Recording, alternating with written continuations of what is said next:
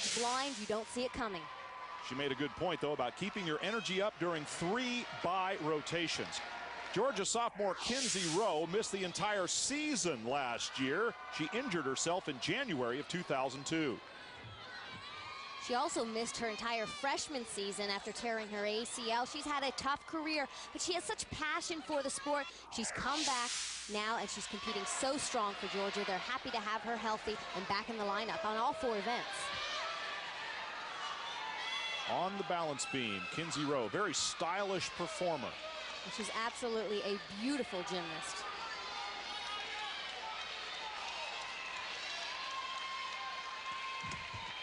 Handspring, back handspring layout, a triple flight, nails it.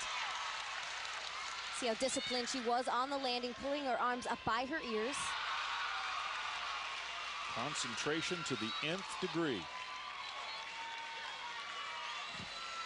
Oh, big skill there. Full twisting back handspring swing down. I love it. Not holding anything back in these SEC championships. Each and every athlete goes all the way.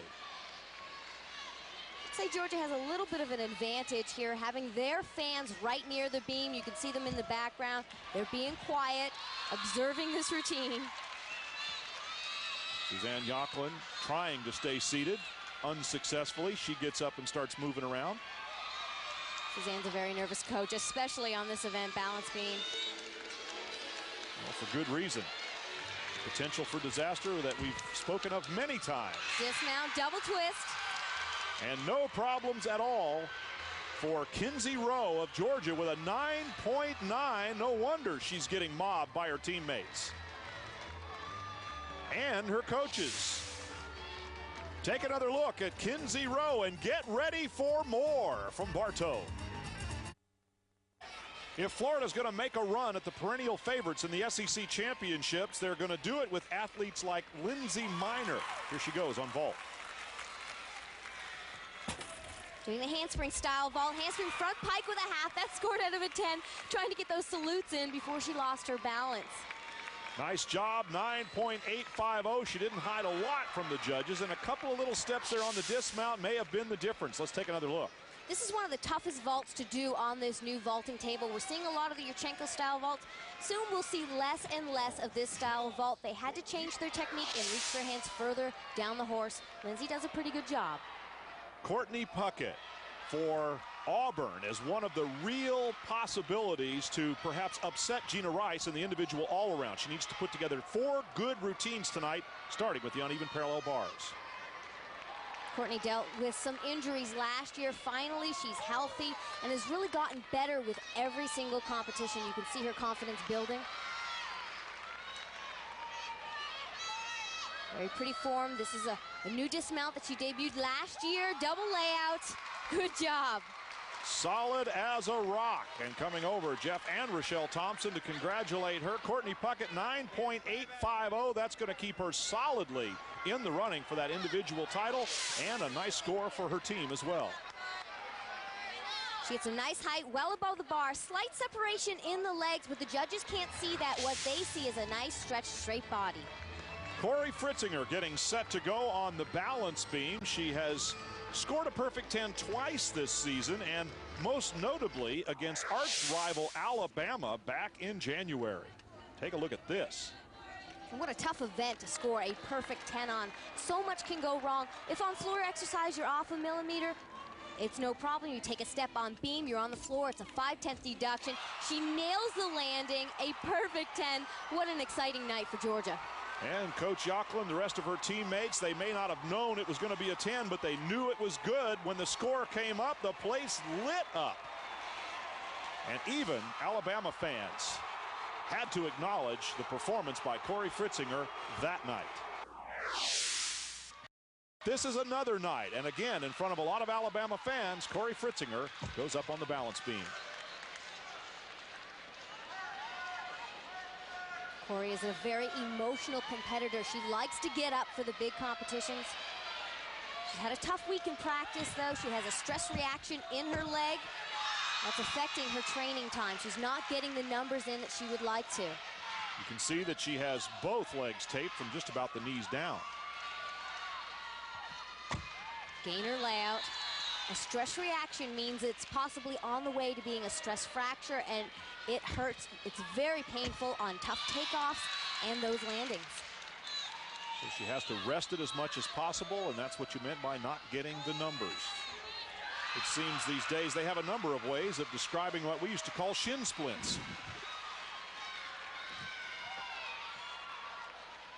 Corey Fritzinger working through whatever pain she might be experiencing.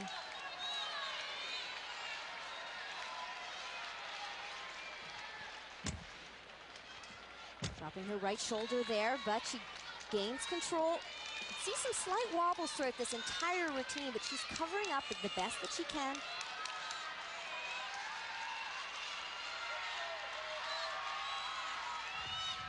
The dismount, round off, double twist. Happy that it's over, perhaps. How happy will she be with the score? 9.850, very consistent throughout the apparatus on which she has performed tonight. Corey Fritzinger still a force for the individual all-around and for her team. Corey was a fighter through this entire routine. She had a few slight wobbles that could have been worse, but she fought through them. Here are the scores. Georgia with the high score on beam, and by a little bit more of a margin than Alabama led them earlier. Here's Jen Hildreth with Coach Yocklin. Well, the Georgia Gym Dogs have put their two most difficult events behind them. Suzanne, you're halfway home. How do you feel about your team's performance so far? Well, on balance beam, I'm really excited. We did a great job. I wish we could do bars again. We only stuck 2 dismounts out of 5, and hopefully that set won't hurt us. 49-1 is low for a team in a championship meet on the uneven bars. We didn't fall, but we had low scores, and so hopefully that won't catch up to us. We're going to have to make some of it back on the next 2 events. Alabama will be back in action coming off their bye rotation. Things are heating up. Draw Arkansas, Florida, and Georgia now in the bye rotation, while Alabama comes back on uneven parallel bars, and we will see Larissa Stewart.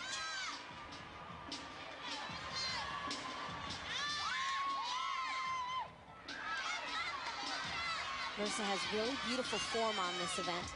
Nice pointed toes. Giant full. Those are her eagle giants. A difficult hand position. Out bar to Kachev, a little bit close.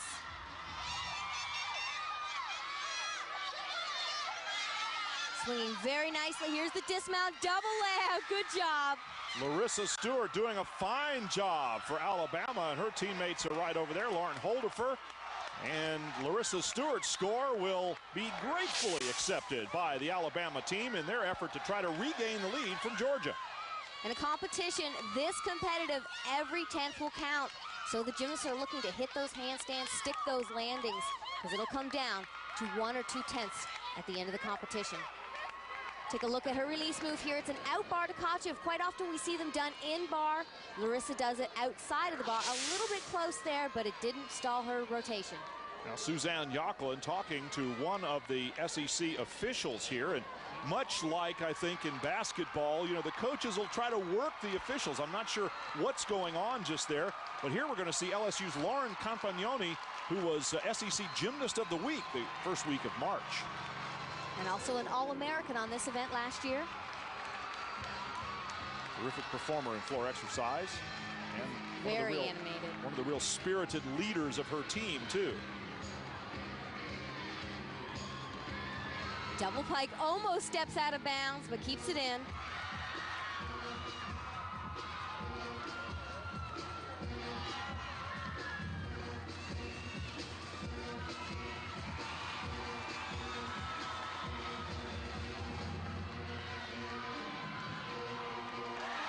The music is what she calls LSU's fight song on acid.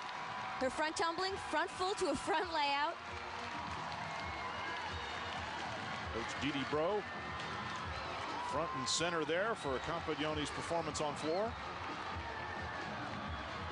You ask most gymnasts what their favorite event is, and they will say floor exercise, especially when they get to perform in front of such an intense crowd as the SEC Championships.